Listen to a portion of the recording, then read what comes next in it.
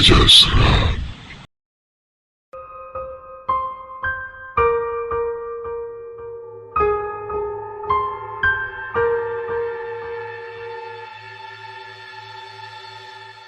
Assalamualaikum warahmatullahi wabarakatuh.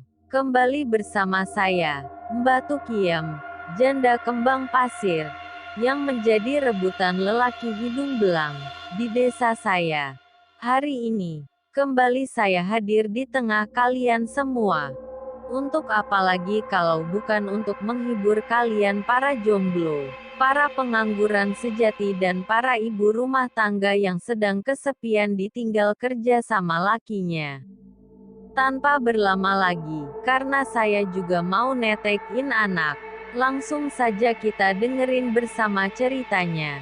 Sebelumnya, pakai handsfree, pejamkan mata, matikan lampu, agar kalian bisa merasakan sensasi horornya. Jangan lupa subrek dong ya. Gue tampar bulak-balik kalau enggak. Selamat mendengarkan.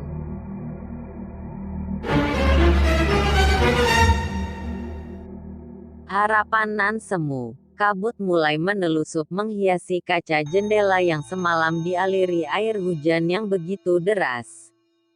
Sang mega mulai menyorot tepat pada kedua mataku, kicauan burung yang mengganggu nyenyaknya tidurku sehingga membuatku terbangun dari tempat tidurku. Kulihat dinding yang disisipkan jam menunjukkan pukul 6. Seperti biasanya, ku bergegas bersiap untuk sekolah. Oh ya, kenalkan namaku Sacha yang akrab dipanggil Caca. Hari kulewati seperti biasanya. Pagi sekolah, sore pulang, malam tidur. Hanya begitu-begitu saja. Tak ada menangis, tak ada tertawa. Semuanya berjalan flat dan sesuai dengan suasana hatiku yang selalu flat, and that's nothing special. Entah mungkin karena kepekaanku tak setajam silet. Entahlah. Suara bel sekolah yang sudah tak asing lagi ku dengar, bel masuk. Aku berharap hari ini tak membosankan, namun masih berjalan seperti biasa. Kulihat buku pelajaran yang memiliki kata-kata tingkat tinggi bagaikan berbicara pada profesor dan aku bukan profesor. Semua membuatku tak mengerti dan bosan. Kulihat teman-teman yang sibuk dengan urusannya masing-masing juga membuatku bete. Kulirik teman sebangkuku yang sejak tadi mencurahkan isi hatinya alias curhat membuatku juga merasa bosan. Guru yang menerangkan dengan metode belajar yang membosankan membuatku bete. Dan semuanya membuatku merasa bosan. Kuharap bel pulang cepat dibunyikan. Teng, akhirnya dengan sedikit kesabaran sampai waktu pukul 14 bel pulang pun berbunyi. Namun tak sesuai harapan. Tugas kelompok belum diselesaikan.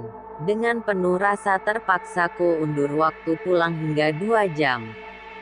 Suasana rumah yang nyaman.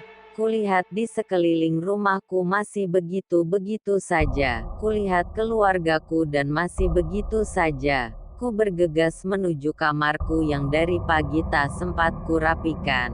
Kamarku seperti abis kemasukan badai. Caca, kamarmu rapikan. Suara ibu yang sudah tak asing lagi bagiku. Ya bu. Ku jawab dengan singkat padat dan jelas. Ketika tempat tidurku sudah rapi, ku siap bergegas untuk tidur. Ketika ku berjalan menuju sekolah, tepatnya waktu itu hari Kamis, tiba-tiba lewatlah gerombolan pria anak sekolah yang sedang mengobrol asyik dengan teman-temannya. Kulihat salah satu dari mereka.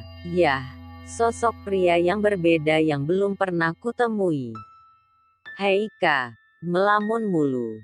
Linda menyadarkanku dari lamunanku tentang pria yang tadi kutemui. Gak papa Colin. Ku jawab sapaan Linda dengan singkat padat dan jelas. Kemudian Linda mengobrol dengan anak-anak. Di samping itu, ku merasa teman-temanku begitu ceria. Namun mengapa ku tak bisa seperti mereka? Ku anggap hidup ini nothing special. Terkadang ku bingung apa yang spesial yang pernah ku lewati.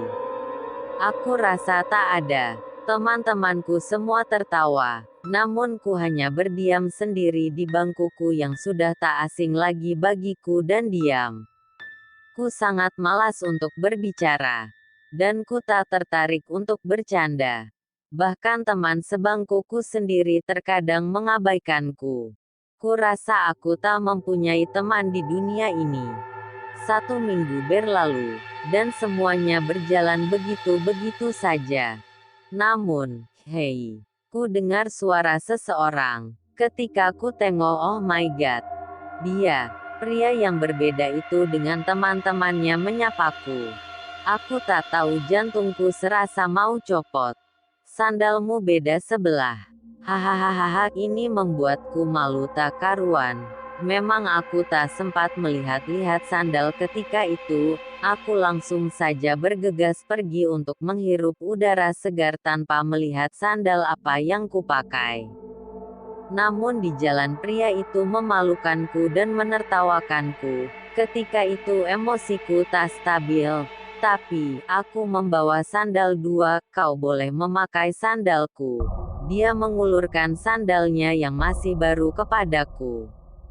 Tadi dia yang mempermalukanku namun dia pula yang membantuku, orang yang aneh. Tapi daripada ku malu, lebih baik ku terima saja sandal ya. Terima kasih, ku hanya bisa mengucapkan itu.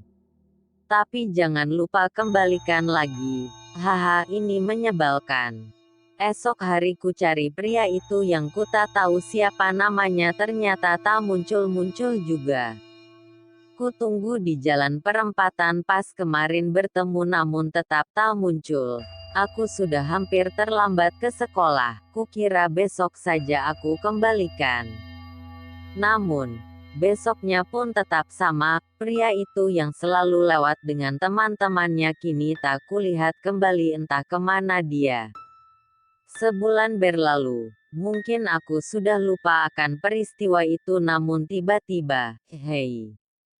Ada yang menyapaku di belakang, ku tengok. Nah, dia.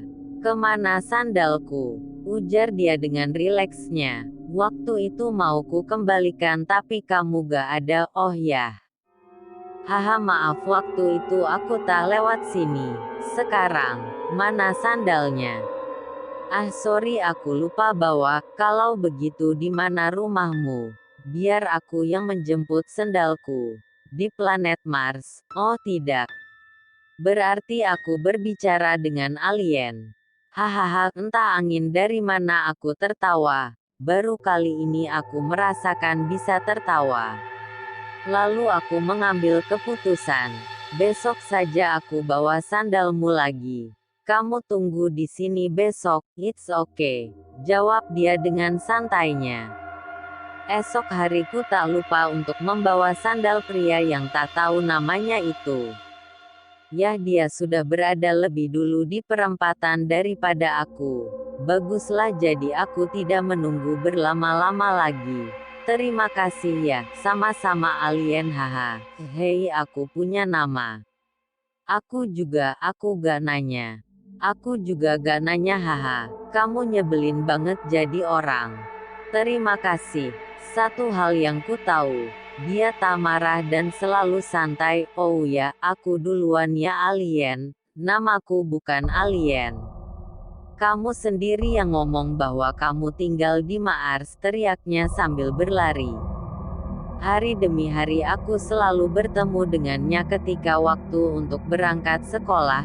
Seiring berjalannya waktu ku tahu namanya adalah Andri. Dia bersekolah di sekolah sebelah sekolahku. Sekolahannya memang agak jauh dengan sekolahanku namun aku tahu letak sekolahnya.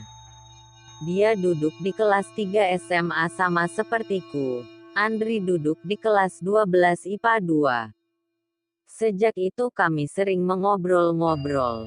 Dia sanggup membuatku tertawa dengan sendirinya. Membuatku menjadi semangat. Dia mampu membangkitkan rasa semangat di diriku. Ya dia telah membuat hidupku yang flat menjadi lebih berwarna dan berarti. Dan dia sering bercerita seputar kehidupannya. Dia berkata bahwa dirinya menyayangi teman-temannya dan keluarganya lebih dari apapun. Walaupun terkadang keluarga dan teman-temannya menyebalkan, tapi dia tetap sayang kepada mereka karena kehidupan akan indah jika dihiasi dengan kasih sayang. Hidup tak akan bisa berwarna jika kita tak mengambil catnya. Catnya yaitu rasa kasih sayang. Disitulah aku sadar bahwa sebenarnya aku juga mempunyai keluarga dan teman-teman. Namun aku tidak bersyukur akan semua yang aku punya di sekelilingku. Aku kurang perhatian pada orang-orang di sekitarku. Aku hanya mementingkan diriku sendiri. Aku mulai sadar mengapa hidupku flat. Karena aku terlalu sibuk akan kehidupanku sendiri tanpa melihat di sekelilingku dan tanpa rasa sosial yang tertanam di diriku. Waktu terus berputar. Aku merasakan sesuatu yang berbeda dan berubah pada kehidupanku. Entah mengapa aku selalu rindu akan di samping keluargaku, berkumpul bersama keluargaku dan teman-temanku. Aku pun juga bisa tertawa dengan keluargaku. Aku merasakan sesuatu yang berbeda di kehidupanku semenjak aku mengenal sosok Andri yang memberiku banyak pelajaran. Dan entah mengapa semua orang mengatakan kepadaku bahwa aku sekarang lebih menyenangkan bagi mereka.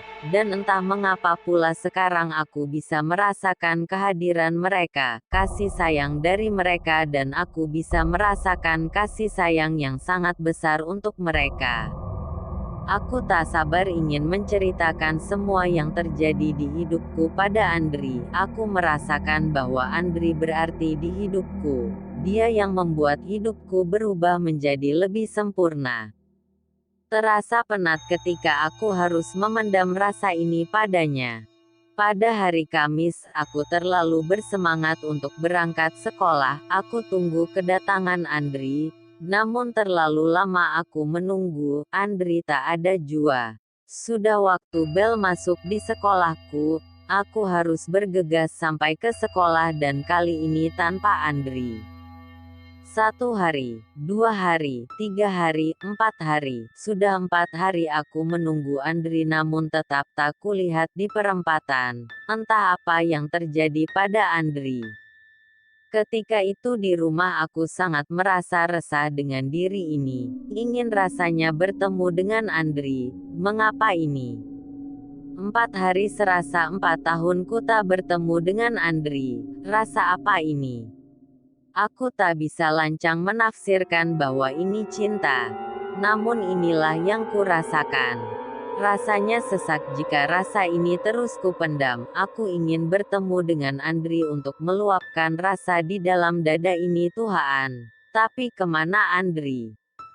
1 minggu, 2 minggu, 3 minggu. Sudah hampir 1 bulan aku tak bertemu dengan Andri. Kemana Andri? Aku masih merindukan Andri, ingin bertemu dengan Andri dan mengatakan semuanya pada Andri. Sudah cukup aku menanti. 1 bulan lebih aku menunggunya, tapi dia tetap tak ada. Aku coba telusuri ke sekolahnya. Aku menanyakan ke staftu di sana. Namun staftu itu berkata tak ada siswa yang bernama Andri kelas 3. Yang ada hanya kelas 2. Ketika itu aku suruh panggil orang yang bernama Andri kelas 2. Namun tidak.